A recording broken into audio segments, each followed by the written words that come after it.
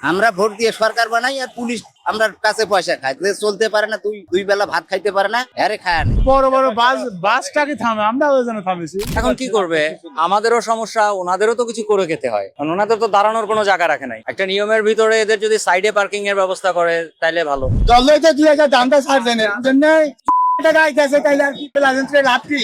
গাড়ি তো লিয়েছে সরকার, আমরা তো লিয়ে আসতে পারি না। আমরা ভাবছি কি আমরা গরিব মানুষ চালাচ্ছি যেন অবৈধ। বন্ধ করে দেন গাড়ি, আর একটা দিদিকে ভাও করে বন্ধ করেন, নাহলে চালু রেলাম সরকারের। ঢাকা শহরে সময়ের কোনো মূল্যই নেই, অটো রিক্সার কারণে এখানে ওইখানে আটকা পড়ে থাকতে হয়। যদি সরকার আমাদের রিক্সা বা সিএনজির জন্য নির্দিষ্ট আলাদা একটা লেন করে দেয়, তাহলে আমাদের জনগণের জন্য যেরকম সেফ, ওদের জন্য সেফ, প্লাস ওদের সুবিধাও হয়।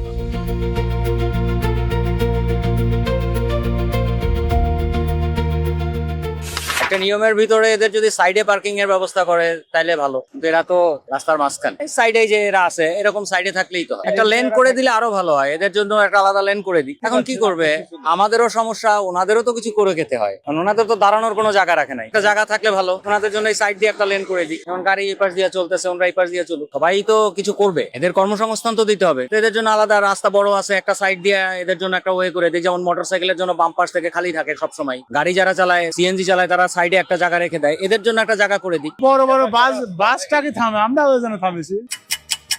সবারই সমস্যাটা ঠিক আছে, বড় গাড়ি দাঁড়ায় যেন আমরা দাঁড়াইছি। বড় গাড়ি যদি সাইড করে তাহলে আমরা আরো কিনারে দাঁড়াতে পারি, কিন্তু বড় গাড়ি এসে মাঝখানে দাঁড়া। এই জিনিস সাথে লিয়ে আসে সরকার বাংলাদেশে, আমরা আসতে পারি কি স্যার? আমি তো আসতে পারি না, এরা তো বাংলাদেশে লিয়েছে। হ্যাঁ, ওটা আমার মেন রোডে ওঠার নিষেধ করলে আমরা উঠবো পারবো না, এটা অবৈধ, গাড়ি অবৈধ না। গাড়ি তো লিয়ে আসে সরকার, আমরা তো আসতে পারি না। আমি তো ভাবছি কি এটা আমার দ্বারা তো সম্ভব না, আপনার দ্বারা তো সম্ভব না। সরকার লিয়ে আইছে, আমরা চালাচ্ছি, আর আমরা গরিব মানুষ চালালে আমরা অবৈধ নাকি? আমরা গরিব মানুষ চালাচ্ছি যেন অবৈধ।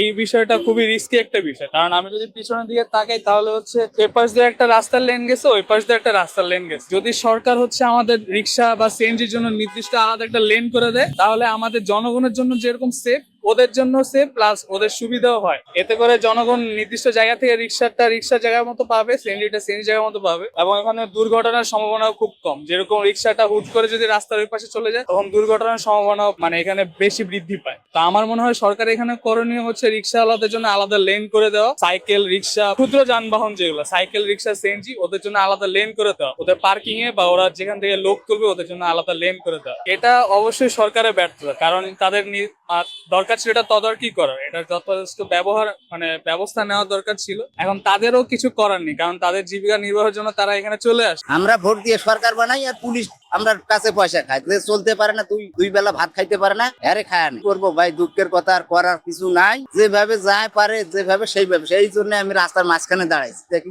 আপনি কি বলেন আর আমি কি করি। সবাই দাঁড়ায় ভাই, আমিও দাঁড়াই, আর কি করা যায়। আমি প্যাসেঞ্জারের জন্য দাঁড়াই। হয়তো এখানে 10টা রিক্সা আছে, এখন দেখতেছেন যে এখানে কাড়াকাড়ি, আমি একজন আসলে নিয়ে চলে যাচ্ছি, আমার সুবিধার জন্য আমি দাঁড়াই। সবাই নিঃস্বাধীন ভাবে চলতে পারে, আমি পারবো না কেন?